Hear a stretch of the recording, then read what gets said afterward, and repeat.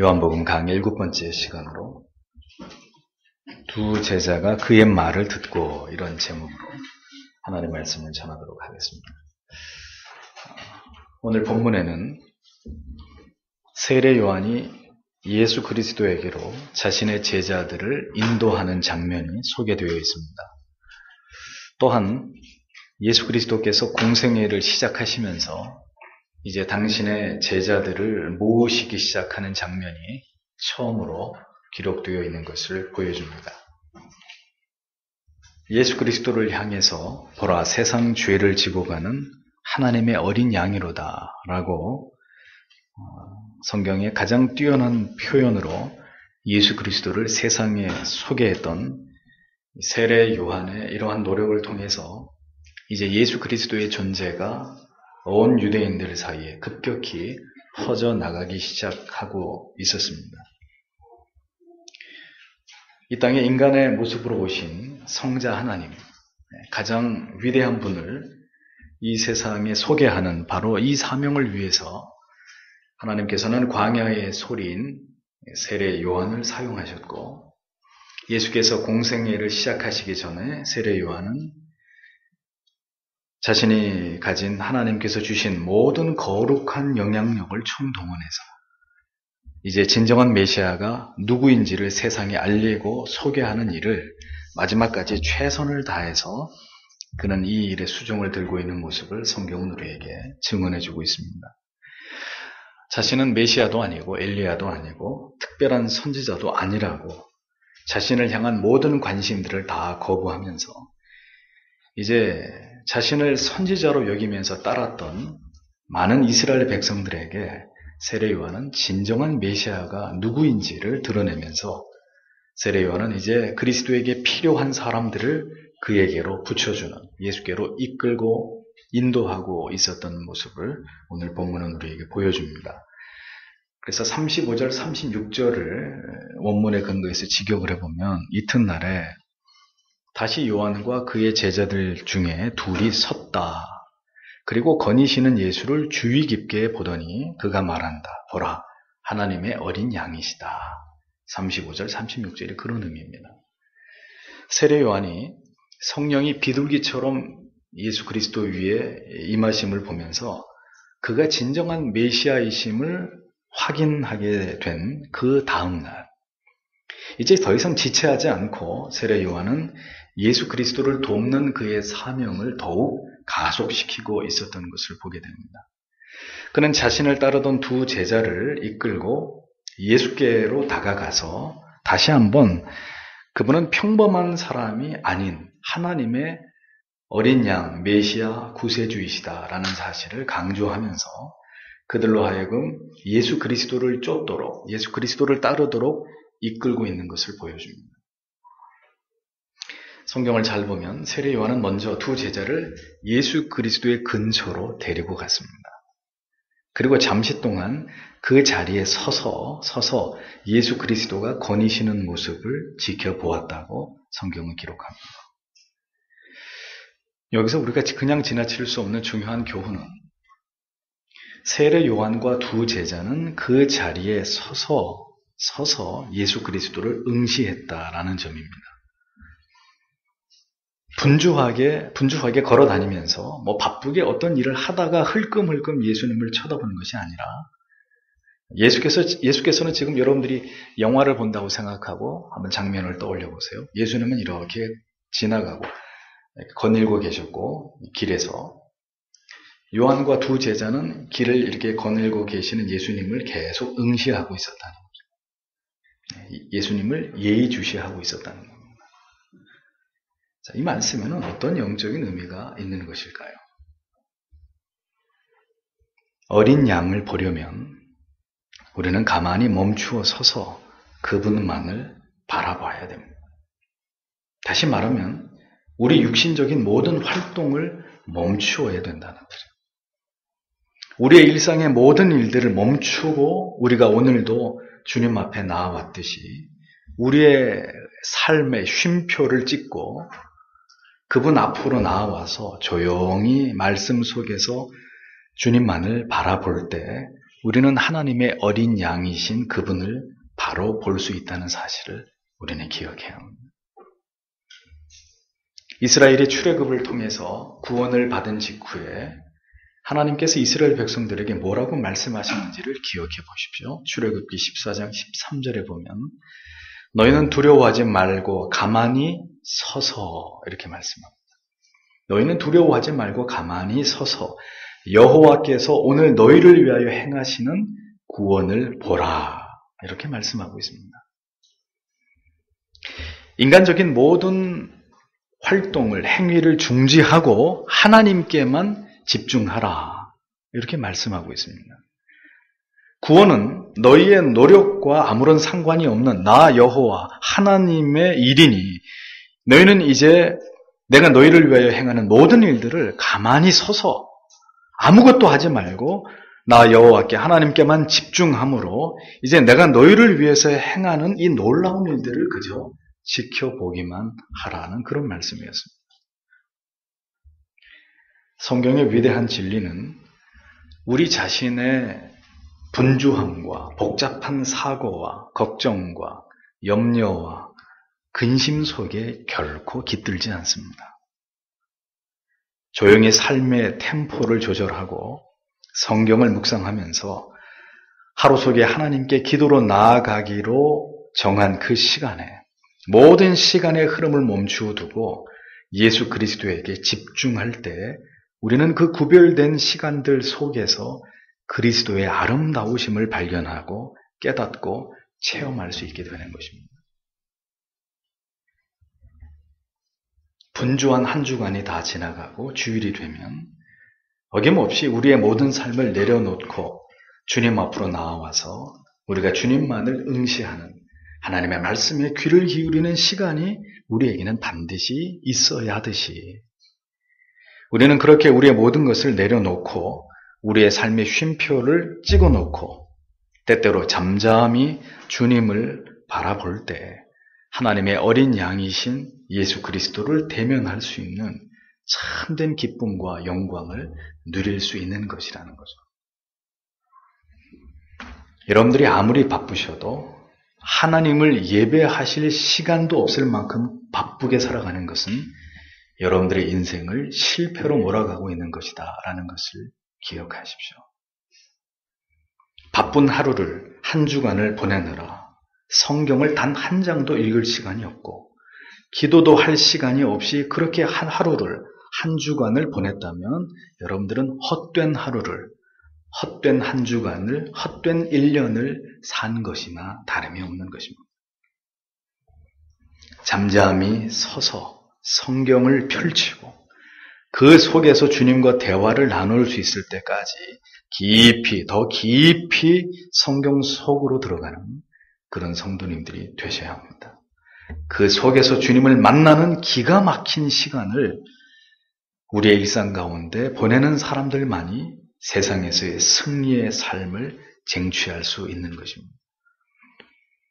골방에서 주님을 만나는 일에 성공하는 사람이 학업에도 직장 생활에도 사업에도 결혼 생활에도 하나님이 도우시는 은혜를 체험하면서 승리를 얻게 된다는 것을 기억하십시오. 세례 요한과 두 제자는 예수의 다니심을 보았다 그랬습니다. 먼저는 섰습니다. 서서 그리고 예수의 다니심을 보았다라고 했습니다. 아직 그분의 영향력이 나타나지 않은 시기이기 때문에 예수님은 지금 홀로 거닐고 계셨습니다. 그분은 홀로 거닐고 계셨지만 그분에게 느껴지는 설명할 수 없는 거룩하고 어떤 신비로운 분위기에 세례 요한도 두 제자도 압도되고 있었습니다. 그 기회를 놓치지 않고 세례 요한은 예수 그리스도를 응시한 채로 두 제자에게 예수를 가리키면서 조용히 말합니다. 뭐라고요? 보라, 하나님의 어린 양이시다. 딱 한마디. 예수 그리스도를 조용히 지켜보다가 세례 요한이 두 제자에게 다시 예수 그리스도를 소개한 말은 어떤 거창한 말들이 아니었고 봐라, 하나님의 어린 양이시다. 세례 요한으로부터 이 메시아에 대한 소개를 듣는 순간 두 제자의 마음이 운명적으로 예수 그리스도께로 이끌렸다는 사실을 우리는 알 수 있습니다. 세례 요한은 이제 자신은 역사의 무대에서 내려와야 될 시점이 다가오고 있다는 것을 느끼고 있었습니다. 그리고 이제는 어떻게 해서든 공생애를 열어가시는 예수 그리스도에게 도움이 되고자 그는 구체적으로 예수 그리스도의 사역을 돕고 있었던 모습을 보여줍니다. 제자들을 데리고 예수께로 다가와서 그리스도를 바라보다가 그에 대해서 다시 가장 적절한 말로 그를 소개해주고 두 제자로 하여금 이제 더 이상 자신이 아닌 예수 그리스도를 스승으로 모시고 그를 따를 수 있도록 두 제자를 예수께로 이끌고 있는 세례 요한의 모습을 우리가 보게 되는 것이죠. 37절을 이어서 보면 그리고 두 제자들은 그가 말하는 것을 들었다. 그리고 그들이 예수님을 따랐다. 이렇게 기록합니다. 보십시오. 두 제자의 마음이 움직였습니다. 그런데 두 제자의 마음을 움직인 것은 무엇 때문이었을까요? 그들이 예수 그리스도를 보았고 그분에 대해서 들었기 때문입니다. 그들은 예수 그리스도의 다니심을 주의 깊게 보았고 그리고 세례 요한을 통해서 예수 그리스도가 누구이신지 짧지만 아주 강렬한 표현으로 그리스도에 대해서 듣게 되자 이내 그들의 마음은 그리스도에게로 급격히 기울어지게 된 것을 성경은 기록하고 있습니다.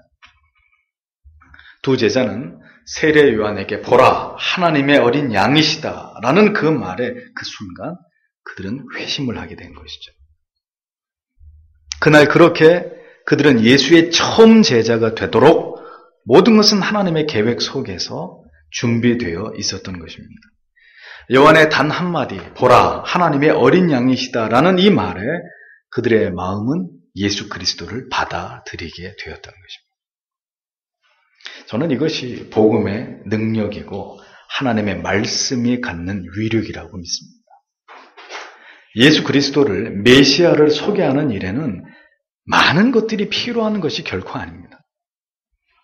오직 진리에 근거해서 그가 누구이시며 왜 이 세상 가운데 오셔야만 했는지를 정확하게 소개하면 그것으로 충분한 거예요. 하나님의 말씀이 가지고 있는 그 능력이 그 말씀을 받는 자가 하나님의 자녀라면 반드시 그 영혼을 깨우시는 능력으로 역사하시기 때문입니다. 두 제자는 하나님의 어린 양이시라는 이 세례 요한의 말 한마디에 예수께로 나아가서 그를 쫓게 되었다고 성경은 기록하고 있습니다. 성도 여러분, 어려운 방법으로 우리가 믿는 예수 그리스도를 소개할 필요가 없습니다.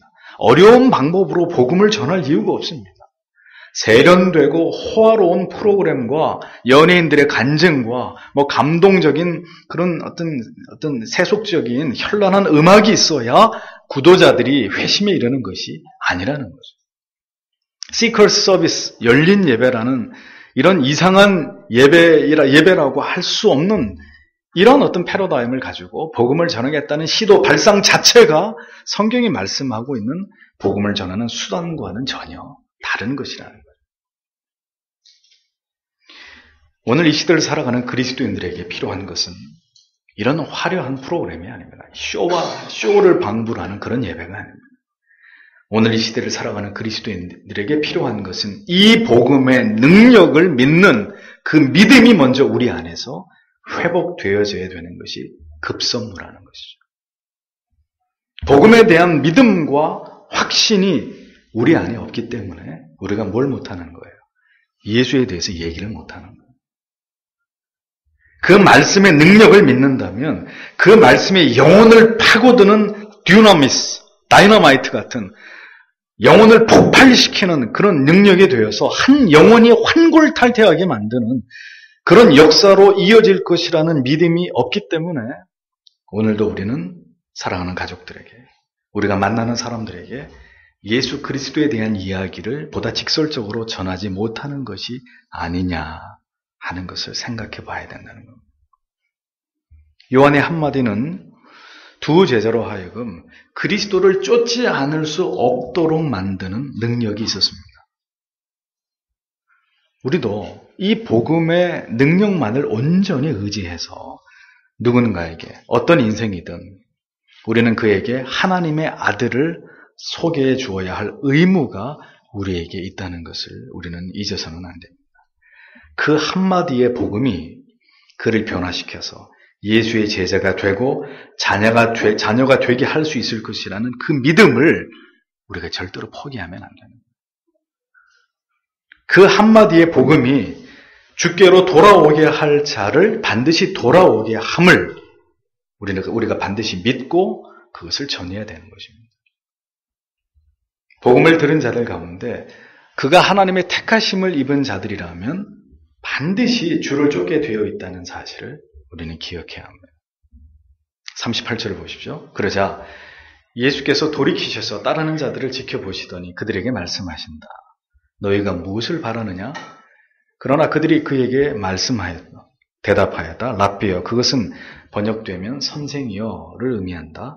당신은 어디에 머무십니까? 이렇게 기록되어 있습니다. 예수께서는 세례 요한으로부터 자신에게로 나온 두 제자를 먼저 어떻게 했습니까? 바라보셨습니다. 세례 요한과 두 제자도 예수 그리스도를 주의 깊게 보았듯이 예수님도 자기에게로 나온 두 제자를 유심히 바라보셨습니다.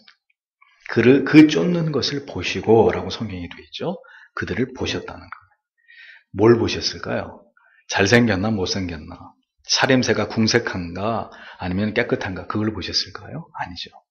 그들의 마음과 그들의 생각을 꿰뚫어 보고 계셨습니다. 그분은 오늘도 저와 여러분들을 조용히 지켜보시는 분이십니다. 우리의 마음 깊은 곳에 하나님을 향한 그 마음이 무엇인지를 보고 계시는 분이십니다. 우리의 마음과 생각은 날마다 하나님께 들키고 있다는 사실을 잊어버리지 마세요. 아무것도 그분 앞에 숨길 수 없고 숨겨지지 않습니다. 하나님께서 우리를 보시고 계신다는 것, 언제나 성도는 그 하나님의 불꽃 같은 시선을 의식하는 코람데오의 삶을 살아가야 되는 존재들입니다. 결코 그 하나님의 시선을 피할 수 없고 속일 수 없다는 것 우리가 기억해야 되죠. 우리가 죄를 짓지 않을 수는 없습니다. 그러나 모든 예배자들의 가슴 속에는 그 죄를 예수 그리스도로 말미암아 사함받고자 하는 간절함과 그리고 십자가의 모든 것을 내려놓고 의지하고자 하는 그 마음이 우리에게 있어야 되는 거예요. 그 마음을 가지고 오늘도 우리를 바라보시는 예수께 나아올 때 하나님이 우리를 보시면서 족하다, 합당하다라고 여기시는 것입니다.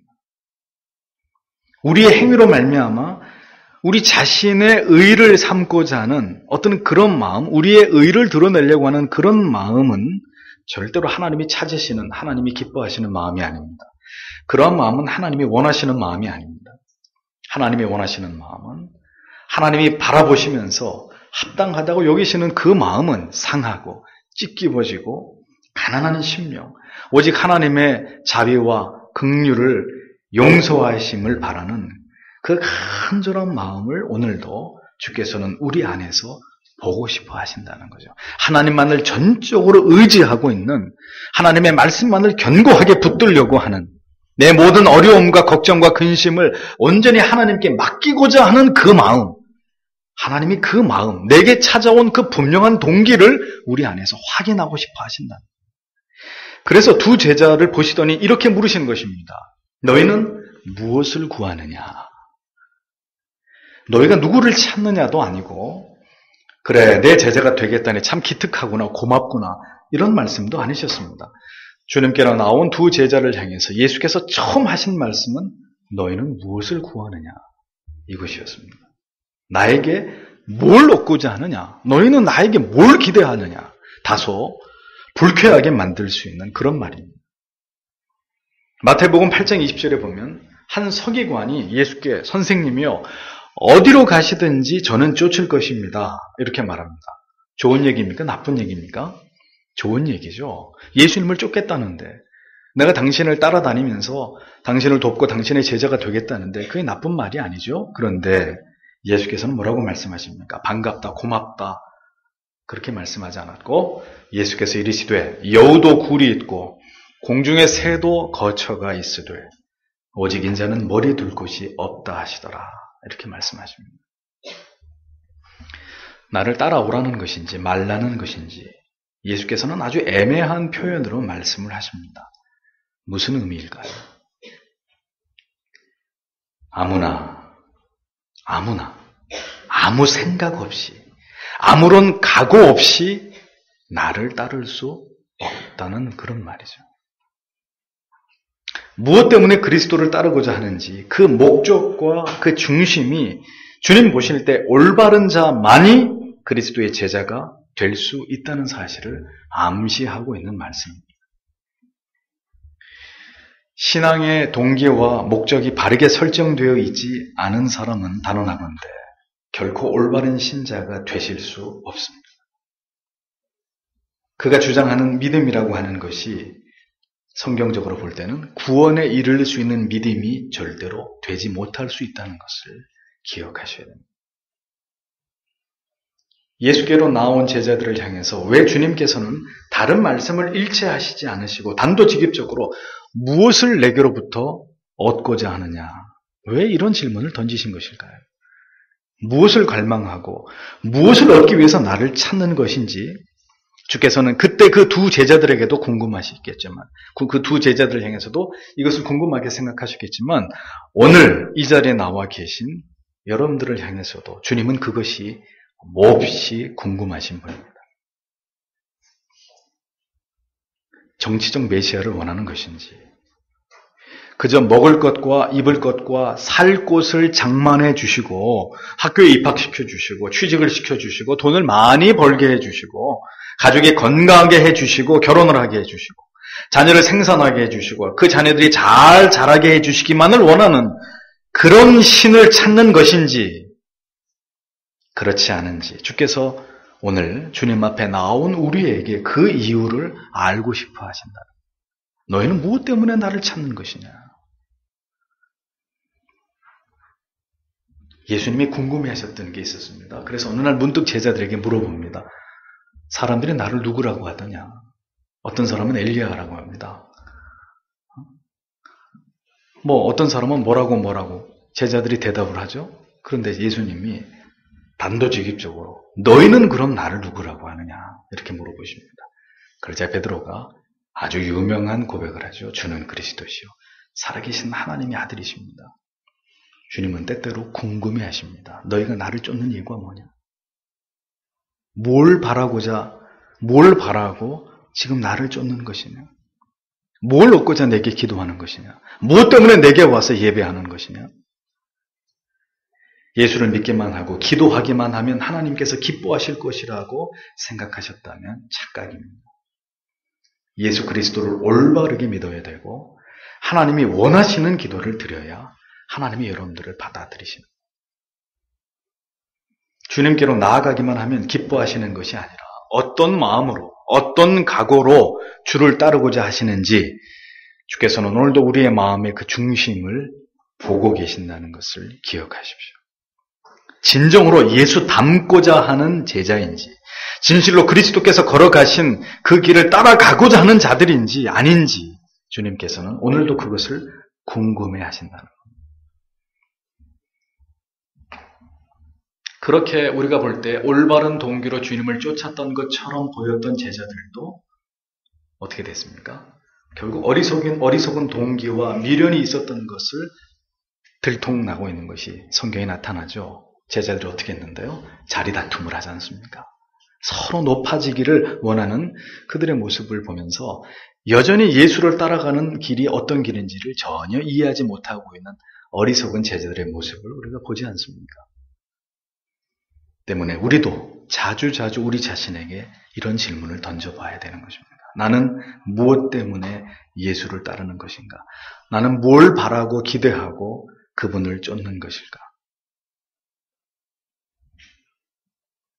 머리 둘 곳조차 없는 나를 너희는 왜 도대체 무엇 때문에 따르고자 하는 것이냐? 주님, 영생이 바로 주께 있기 때문입니다. 나의 영혼이 하나님의 진노하심으로부터 피할 수 있는 유일한 길이 바로 당신께 있기 때문입니다. 나를 살리실 분, 나를 다시 이렇게 세우실 분이 오직 주님이시기 때문입니다. 어떤 어려움 가운데서도 나에게 피할 길을 주시고 끝까지 사명을 위해서 하나님이 원하시는 삶을 살아내도록 나와 언제까지 함께 하실 분이 바로 주님이시기 때문에 나는 주님을 믿습니다. 나는 주님을 쫓습니다.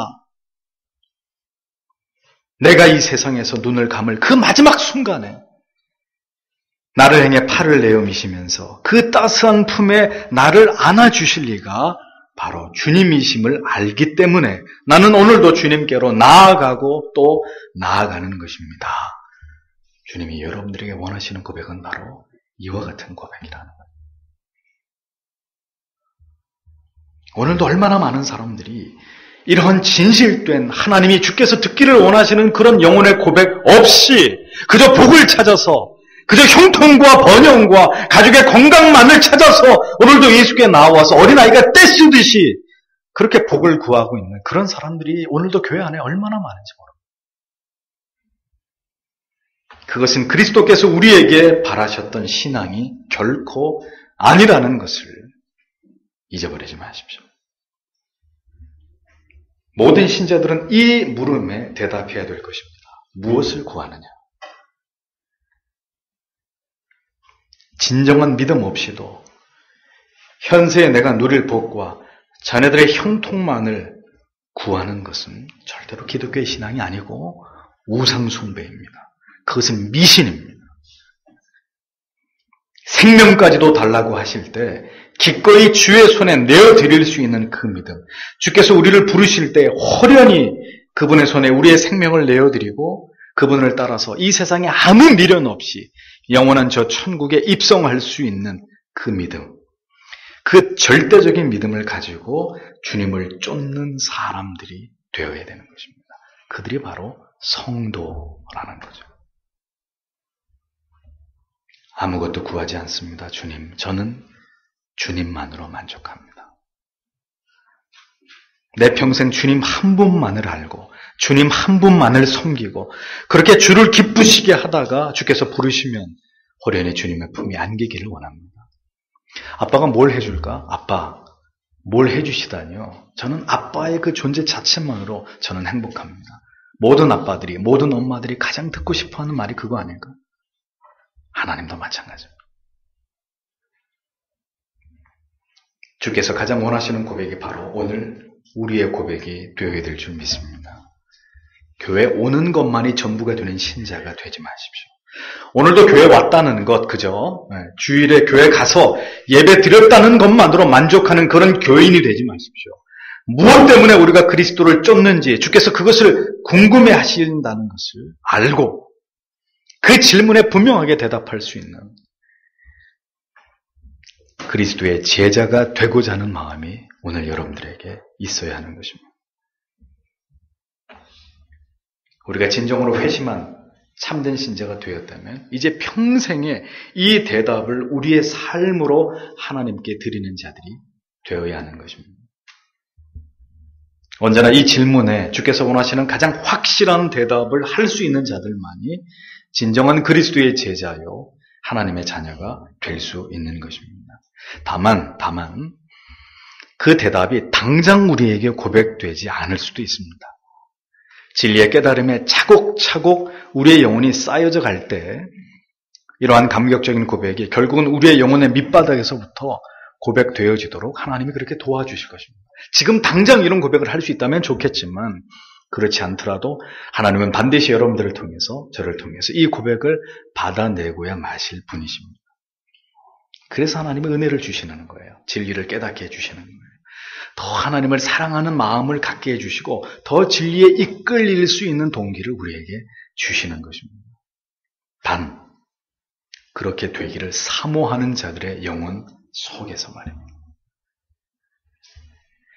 여러분 자신에게 오늘도 정직하게 물어보십시오. 나는 왜 예수를 쫓고자 하는 것일까? 그 해답을 찾아가는, 그 해답을 완성해가는 우리의 이 땅에서의 남은 삶이 되어야 되는 것입니다. 예수의 질문에 답변 대신 제자들은 예수께 질문합니다. 너희는 나에게 무엇을 구하느냐 그랬는데 제자들의 대답이 랍비여 어디 계시오니까 이렇게 묻습니다. 제자들의 이 답변의 의미는 온전히 주를 따르고자 하는 그들의 의지를 간접적으로 보여줍니다. 더 많은 말씀을 듣고 싶고 주와 함께 더 깊은 사귐을, 사적인 관계를 이루고 싶어하는 제자들의 마음이 우회적으로 나타납니다. 어디 계십니까? 지금 이제부터 우리가 당신이 묵는 그곳에 우리도 가서 주님과 함께 하겠습니다. 그 말이죠. 우리가 당신에 대해서 좀 더 많이 알고 싶습니다. 우리의 스승이셨던 세례 요한의 소개를 듣고 우리가 당신께로 나왔는데 주님에 대한 모든 것을 우리가 다 알아야 되겠습니다. 어디 계십니까? 우리가 그곳으로 가겠습니다. 그런 의미죠. 우리는 이제 우리가 매여 있던 모든 환경으로부터 벗어나서 많은 사람들로부터 우리 자신을 분리시켜서 이제 당신께서 계신 그곳으로 나아가서 더 깊은 교제를 당신과 나누기를 우리는 소원합니다. 우리는 당신에게 배우기를 원합니다. 그런 소망이 이 짤막한 답변에 담겨 있습니다. 좀 더 그리스도께로 더 다가가고자 하는 마음. 두 제자에게만 필요한 것이 아니라 오늘 그리스도의 제자임을 자청하는 우리 모두에게 반드시 필요한 마음입니다. 마르다는 열심히 예수님을 대접하는 일에 분주했어도 집에 들어오시면서부터 예수의 곁을 떠나지 않고 그에게 귀를 기울이는 마리아를 주님은 칭찬하셨습니다. 천국은 침노하는 자의 것이다. 이렇게 말씀하신 의미가 무엇일까요? 영생을 소망하고 천국의 복음을, 참된 진리를 간절히 사모하는 자에게 허락되는 천국임을 의미합니다. 더욱더 진리를 향해서 나아가고 더 나아가기를 원하는 마음이 모든 하나님의 자녀들에게 꼭 필요한 마음입니다. 더 깊이, 더 자세하게, 더 진지하게 그리스도에게 다가가고 있는 그런 삶이 되어야 된다는 거죠. 우리 자신을 돌아보십시오. 여러분은 그래서 필연적으로 교회와 복음과 그리고 신실한 믿음의 지체들과 그리고 목회자와 그리고 영적인 신령한 가치들과 늘 더 가까이 더 많은 시간 함께하고자 하는 그런 분들이 되셔야 됩니다. 주님이 계시는 곳 그곳에 함께하고자 하는 마음이 우리에게 필요하다는 거예요. 세상을 등지고 다가오는 세상을 돌려보내고 나는 주님과 더 많은 시간, 나는 주님과 더 행복한 시간을 많이 갖기를 원한다. 이런 마음에 우리의 마음의 지킴이 필요하다는 거예요. 모에게 힘쓰라고 하신 이유가 무엇 때문일까요? 세상에 있으면 세상의 마음을 다 빼앗기게 되고 가족들과 있으면 가족들에게만 모든 시간을 다 빼앗기게 됩니다. 때로는 그 모든 것을 다 내려놓고 홀로 고요히 하나님께로 나아가는 시간이 예수 그리스도를 찾는 시간이 우리 개인적으로 있어야 한다는 거예요. 주여 어디 계시오니까 내 영혼의 참된 스승이시여 우리와 더 깊은 교제를 나누어 주시지 않으시겠습니까? 언제나 이렇게 그리스도를 갈망하는 마음, 더 깊이 그리스도와 남다른 교제를 나누고자 하는 그 마음이, 그 간절함이 예수의 제자 되고자 하는 자들에게 필요한 마음입니다. 잠깐 와서 얼굴 비추고 필요한 것만을 챙겨가지고 돌아가는 그런 마음이 아니라 어디 계십니까? 제가 그곳으로 찾아갈 것입니다. 낮이든 밤이든 새벽이든 내가 그렇게 주를 찾을 것입니다. 그 간절함이 바로 진리의 도를 듣고자 하는, 알고자 하는 사람들의 마음이 되어야 되는 것입니다. 오늘 여러분들은 그렇게 주님을 간절히 찾고 계시는, 주님이 거하시는 곳은 좋은 곳이 아니었습니다. 호화로운 호텔에서 랍스타나 스테이크를 먹을 수 있는 그런 곳이 아니었습니다. 머리 둘 곳조차 없으셨던 주님이셨습니다. 제자들은 아마 예수님이 거하시는 곳을 갔을 거예요. 그런데 그 곳이 방금 설명드린 대로 그렇게 호화로운 곳이 결코 아니었을 것이라는 겁니다. 그럼에도 불구하고 그들은 그 주님과 동고동락하기 시작하죠. 그럼에도 불구하고 어떤 인생이든 우리의 주인이 되시는 그분을 만나게 되기만 하면 그분께로 더 다가가고 싶어서 견디지 못하게 되어 있는 것이 바로 신앙입니다. 시편 기자는 시편 84편 10절에서 주의 궁정에서 한 날이 다른 곳에서 첫날보다 나은즉 악인의 장막의 거함보다 내 하나님의 문지기로 있는 것이 좋사오니 라고 고백하고 있습니다. 성도는 어디 있을 때가 가장 좋은 순간인지를 아는 사람들이 되어야 됩니다. 여러분들이 처음 은혜를 받으셨을 때를 기억해 보십시오. 여러분들이 교회 가시는 것이 극장에 가는 것보다 좋았고 백화점에 쇼핑을 하러 가는 것보다 하나님을 만나러 예배하러 말씀을 배우러 가는 것이 더 기뻤고 좋은 곳에 가서 맛있는 음식을 먹는 것과 비할 바가 아니었다는 것을 여러분들은 기억하실 것입니다. 주와 함께 어디든 가리이다.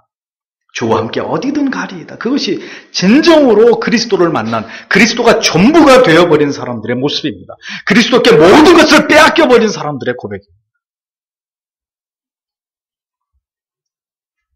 우리가 좋아하는 사람들과 즐거운 일로 밤을 지새우는 그런 마음으로 그리스도에게 여러분들의 마음을 빼앗겨 보십시오. 늦은 밤에 김연아의 피겨스케이팅을 보려고 하는 그 열망을 가지고 여러분들이 한번 주님께 마음을 빼앗겨 보십시오. 아마 여러분들의 인생에 놀라운 일이 일어날 거예요. 그런 열정이 있다면. 39절을 보겠습니다. 그가 그들에게 말씀하신다. 너희는 오라. 그러면 너희가 볼 것이다. 그러므로 그들이 왔다. 그리고 그들은 그가 어디에 머무시는지 보았다. 그리고 그들이 그날에 그의 집에 머물렀다. 시간이 10시쯤이었다. 이렇게 적고 있습니다.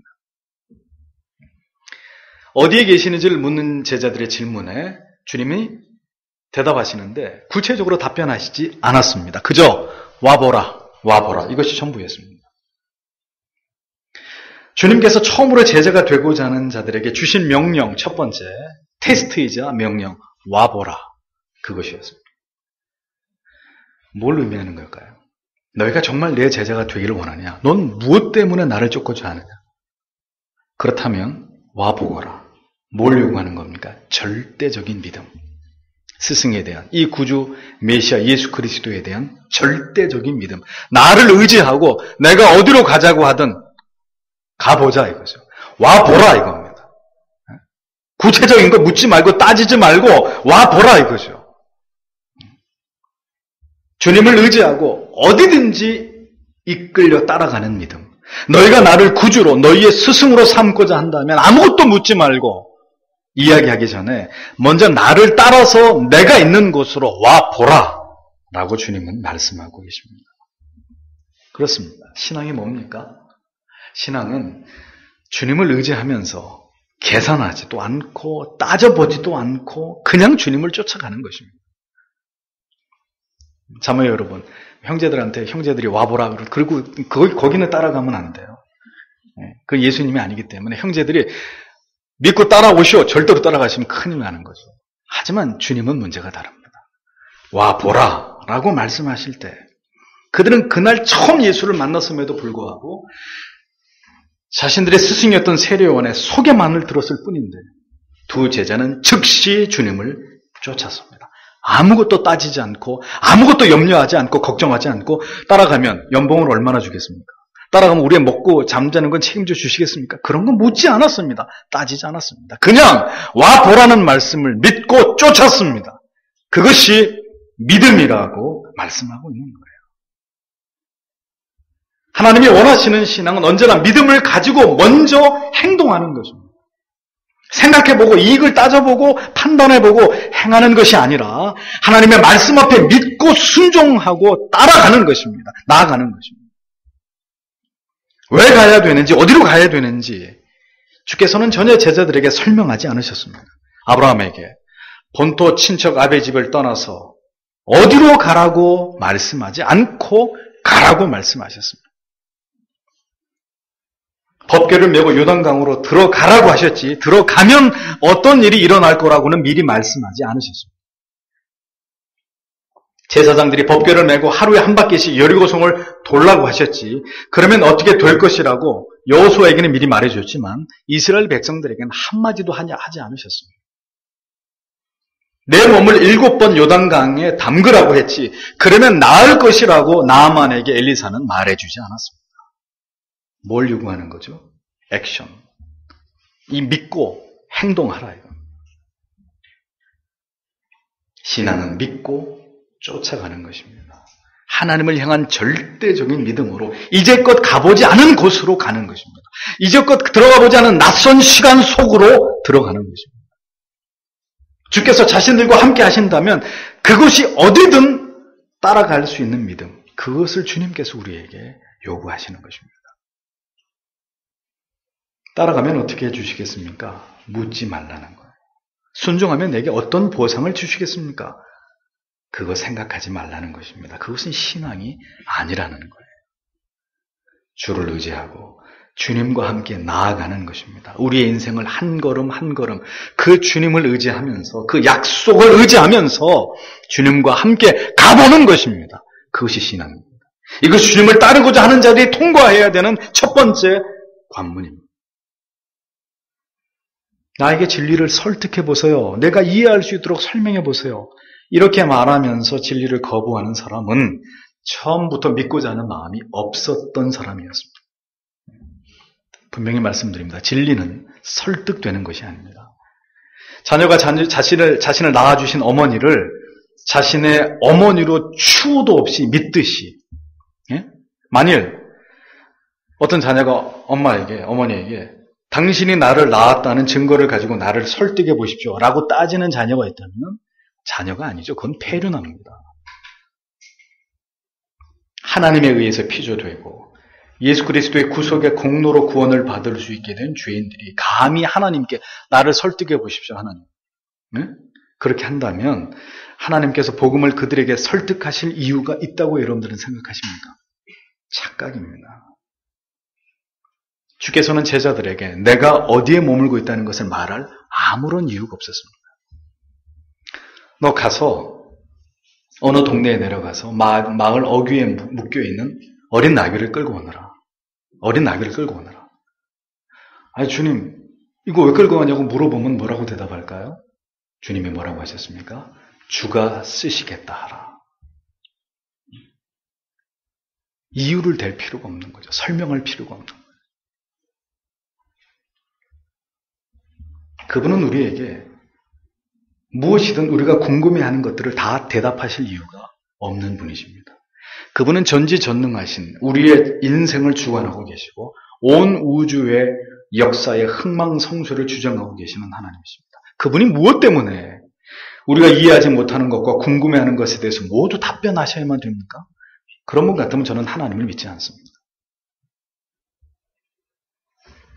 아무 걱정이나 염려하지 말고 와보라. 이렇게 말씀하시는 분이 전능자죠. 네? 우리의 하나님이시죠. 따라서 우리도 세상을 향해서 죄 아래 있는 사람들을 향해서 뭐라고 얘기하면 되는 거예요? 와보시오. 입 닥치고 교회 따라와. 예수 믿어. 그래서 그 말을 듣고 미쳤어? 안 가. 그럼 오지 마. 필요 없어. 지옥 가. 그러면 간단하게 설명하는 겁니다. 제발 와주세요. 와주시면 안 되겠습니까? 오면 솥단지 준답니다. 이런 짓들 하지 말라 이겁니다. 와보십시오. 와보십시오. 교회가 성도님들이 사람들에게 다른 걸 홍보하거나 자랑할 필요가 없습니다. 와보고 그 진리를 들어보십시오. 당신에게 왜 예수가 필요한지, 당신이 예수를 믿지 않으면 당신에게 어떤 일이 일어날 수밖에 없는지 들어보고 판단하라 이거. 와보고 그 진리를 듣고 믿을 사람은 믿게 되어 있는 것이고 믿지 않을 사람은 절대로 믿지 않는 것입니다. 이것은 우리가 결정할 문제가 아닙니다. 예수와 제자들이 예수께 거하시는 곳에 함께 있었던 시간은 우리 시간으로 오후 4시였습니다. 이건 10시라고 되어 있죠. 우리 시간으로 따지면 오후 4시 정도가 됩니다. 성경이 이렇게 상세한 시간까지 기술하고 있는 것은 이것이 역사적 사실이기 때문이에요. 두 제자가 예수께 찾아온 이 사건이 사실임을 강조하기 위해서입니다. 계속 이튿날 이렇게 정확하게 시간과 장소를 묘사해 나가면서 이 성경의 기자가 성경을 기술하고 있는 것은 이것이 분명히 있었던 사건이기 때문입니다. 아마도 그들은 그들의 대화가 쉽사리 끝나지 않을 것이라는 것을 알고 또 그렇게 되기를 원했기 때문에 예수님이 계신 숙소에게까지 함께 와서 함께 시간을 보낸 것이 아닌가 이렇게 생각됩니다. 예수 그리스도와 처음으로 깊은 대화를 나누었던 이 두 제자, 정말 큰 복을 받은 사람들이죠. 예수님이 처음으로 자기 집에 불러서 진리를 가르쳤던 두 제자. 부럽지 않습니까? 40절에 보면 시몬 베드로의 형제 안드레는 요한으로부터 그를 따랐던 둘 중에 하나였다. 보십시오. 두 제자 중에 한 제자의 신분이 밝혀집니다. 그는 가장 먼저 예수의 제자가 된 안드레였고 그는 베드로의 형제라고 성경은 기록합니다. 그러면 또 한 명의 제자는 누굴까요? 이 요한복음을 기록한 사도 요한이 되겠죠. 41절 42절을 보면 이 사람이 먼저 그 자신의 형제 시몬을 찾는다. 그리고 그가 그에게 말한다. 우리가 메시아를 만났다. 그것은 번역되면 그리스도이다. 그가 그를 예수께 데려왔다. 예수께서 그를 주의 깊게 보시더니 말씀하셨다. 너는 요한의 아들 시몬이다. 너는 게바라고 불려질 것이다. 그것은 베드로라고 번역된다. 이런 의미입니다. 자, 성경에서 가장 먼저 예수의 제자가 된 인물이 누군가요? 베드로가 아닙니다. 안드레였습니다. 안드레라는 단어의 의미는 남자다운 이런 의미거든요. 아주 남자답게 언제나 행동이 대범하고 머뭇거리지 않는 행동주의자가 바로 안드레였습니다. 그 증거가 어디 나오냐면 베세다 들녘에서 너희가 먹을 것을 좀 가지고 오너라 예수님이 말씀하시자 예수님의 제자 필립은 머리로 계산을 합니다. 얼른 주판을 튕겨가지고 계산을 해봅니다. 계산해보니까 각 사람이 조금씩 받게 해도 200데나리온의 떡이 부족하다는 계산의 결과를 예수님께 딱 내밀죠. 그 시간에 안드레는 뭘 했을까요? 열심히 무리들 해집고 다니면서 누가 도시락이라도 먹을 것이라도 가져오지 않았나 뒤져가지고 기어이 두 손에 소년이 싸들고 온 오병이어를 들고 예수님 앞에 내어 밀었던 사람이 안드레였습니다. 행동주의자. 그는 자신이 만난 분이 진정으로 메시아이심을 깨닫게 되자 더 시간을 늦출 필요도 없고 좀 더 생각해 볼 여유도 없이 자기의 형제 베드로에게 달려가서 내가 메시아를 만났다라고 이야기합니다. 이 좋은 분을 가장 먼저 자기의 형제인 베드로에게 가서 단숨에 달려가서 내가 메시아를 만났다고 이야기합니다. 예수님이 진정한 메시아이심을 알았는데 뭘 더 망설이겠어요? 예수께서 진정한 나의 구주이심을 알았는데 그 형제에게 이것을 소개하는 일이 뭐가 어렵고 부모와 자녀와 친구와 이웃에게 이것을 소개하는 일이 뭐가 그렇게 힘들고 어려운 일이겠습니까? 예수를 만난 수가성의 여인, 다른 여인과 함께 물을 뜨는 것도 수치스러워서 창피하고 부끄러워서 다른 여인들이 다 물을 뜨고 집에 다 들어간 대낮에 나와서 홀로 물을 떠야만 했던 이 비참한 자존감이 약한 이 여인이 예수를 만나죠. 어떻게 합니까? 물동이를 던져두고 동네에 가가지고 내가 예수님을 만났다고. 예수님을 만난 사람들은 두려움이 사라집니다. 자존감, 낮은 자존감 이런 거 없어집니다.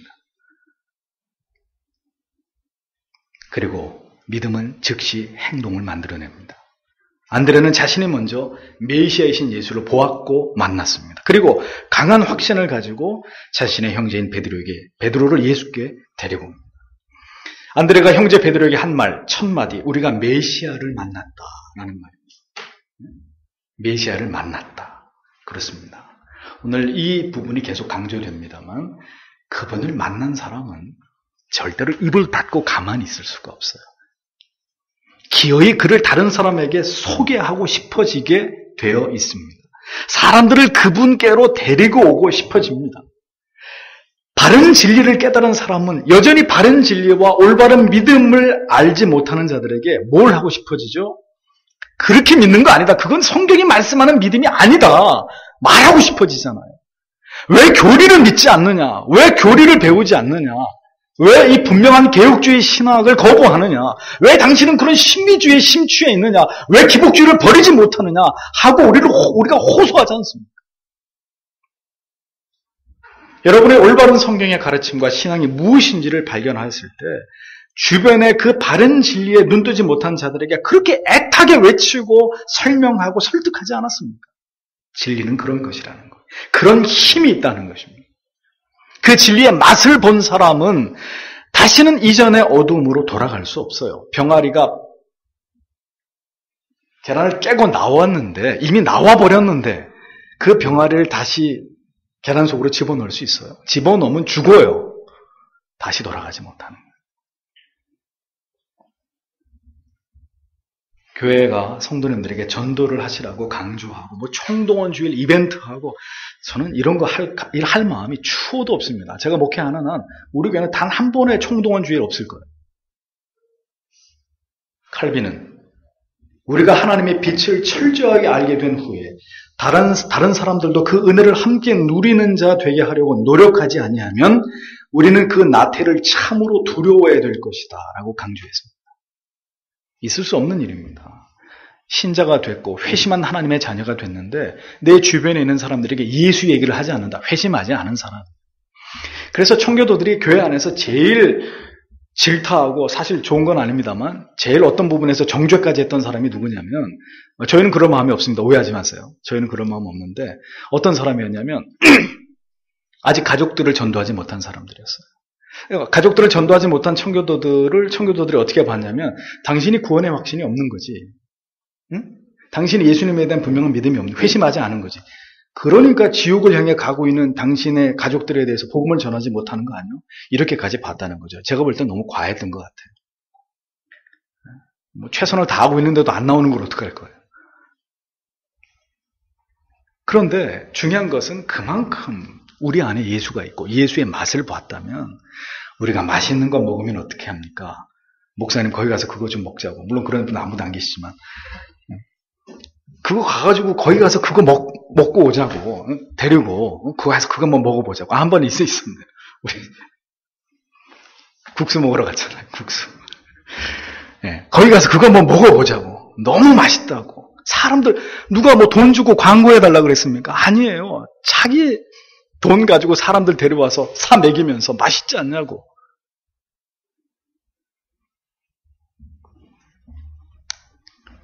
가슴에 불이 붙은 그리스도의 사람은 그 불꽃을, 그 진리를, 그 메시아이신 예수를 전하지 않고는 견디지 못합니다. 그것이 진리가 가지고 있는 능력이기 때문입니다. 그러므로 성도 여러분, 진실로 여러분들에게 권고하는 바는 여러분 모두가 이 예수를 만난 사람들이 되셔야 된다는 것입니다.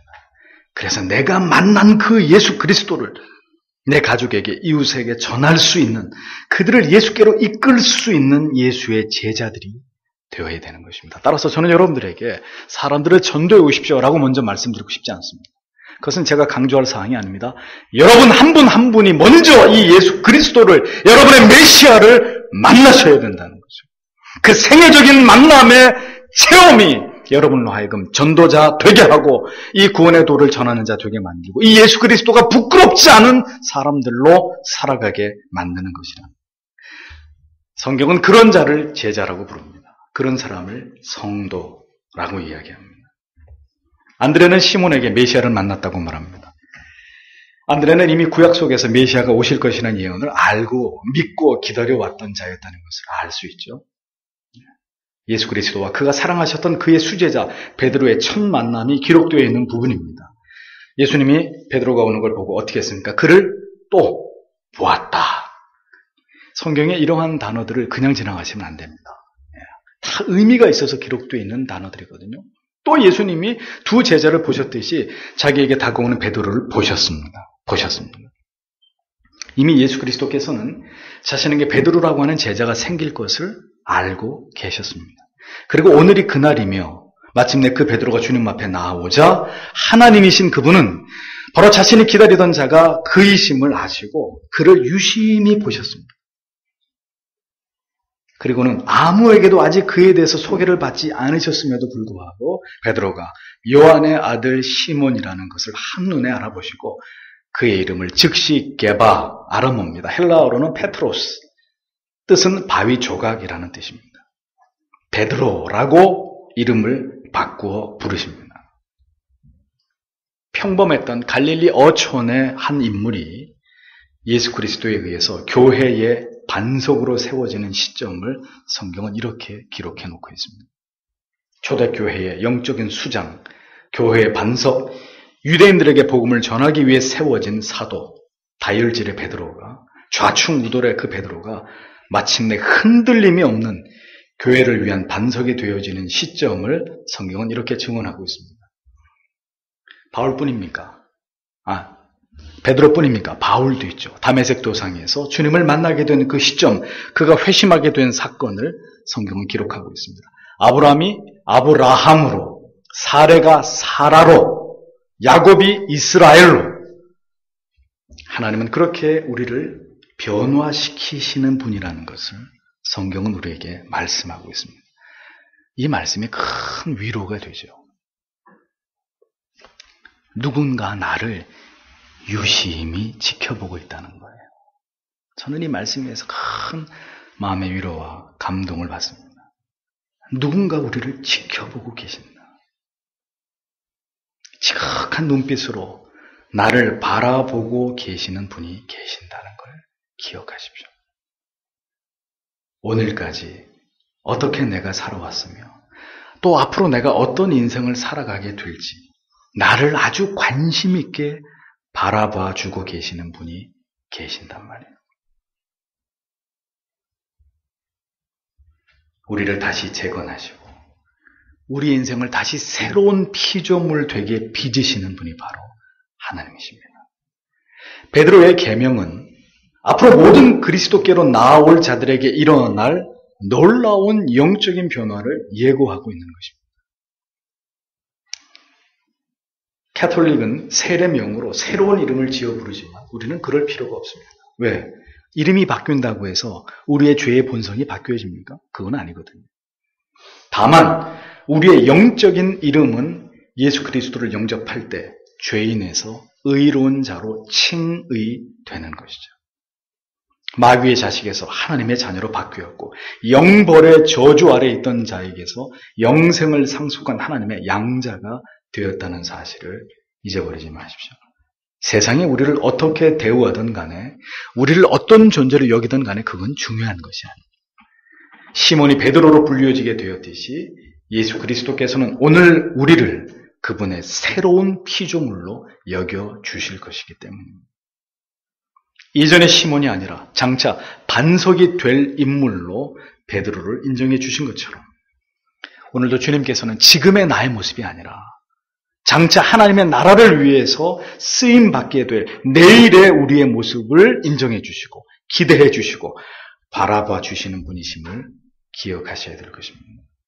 그러므로 여러분 자신에게 실망하신 적이 있습니까? 내 자신을 바라보지 마세요. 그러면 무너지고 또 무너집니다. 시몬 속에서 베드로를 보고 계셨던 주님께서 오늘도 흔들리고 무너지는 나의 작은 모습 속에서 하나님의 뜻을 이루어갈 요동치 않는 바위 같은 내 미래의 모습을 보고 계신다는 사실을 믿는 여러분들이 되셔야 됩니다. 예수께서는 평범한 부모 밑에 평범 이하의 환경에 나신 것처럼 예수께서 처음 부르신 제자들 또한 지극히 평범한 사람들이었습니다. 그것은 하나님의 나라를 이루어가고 하나님의 뜻을 성취해감에 있어서 사람이 가진 조건은 그렇게 중요한 것이 아니라는 것을 보여주는 거죠. 그 사람을 들어서 사용하시는 하나님이 위대하실 뿐이지 사람이 가지고 있는 자격이나 조건이 중요하지 않다는 것을 성경은 우리에게 깨닫게 해줍니다. 사람을 불러서 그 사람을 통해서 역사하는 복음의 능력이 위대할 따름이지 그것을 우리에게 진리가 가르쳐주고 있는 것입니다. 세례요한은 이제 예수 그리스도를 소개하면서 공생애를 시작하시는 주님께 필요한 사람들을 인도하고 서서히 역사의 무대에서 자취를 감추어가고 있습니다. 아름다운 조연의 사명을 다하고 이제 그는 하나님의 부르심을 받아서 퇴장을 앞두고 있는 그런 시점이 다가오고 있었습니다. 세례요한의 기록은 이제 서서히 사라져가는데 우리가 이 세례요한을 보면서 그런 생각을 해야 되죠. 그리스도를 위해서, 그리스도의 몸이신 교회를 위해서 나도 이 땅에 사는 날 동안에 무엇인가 기여하고 기여하고 하나님의 나라를 위해서 이 복음의 역사를 위해서 뭔가 내가 기여하고 주님께로 돌아가는 그런 생애가 되어야 되겠다. 우리에게 이러한 다짐이 있어야 될 것입니다. 그리고 오늘도 택하신 모든 영혼이 그리스도께로 돌아오기를 바라시는 하나님의 뜻을 성실하게 감당해내는 그런 우리 교회와 우리 모든 성도님들이 되시기를 소원합니다. 주께서 어떻게 제자들을 부르셨는지 우리는 오늘의 말씀을 우리의 마음에 깊이 새기고 동일하게 우리 각자를 불러주신 그 사랑과 은혜에 우리가 감사하고 감격함으로 주님을 향한 절대적인 믿음을 가지고 십자가의 뒤를 따라가는 그런 신자 되시기를 오늘도 마음을 다해서 주께 기도드리는 이 시간이 되시기를 바랍니다. 복음만이 진실로 우리를 살리고 우리의 부패한 영혼을 변화시키는 능력이라는 것을 잊지 않으시는 여러분들이 되시기를 바랍니다. 기도하겠습니다.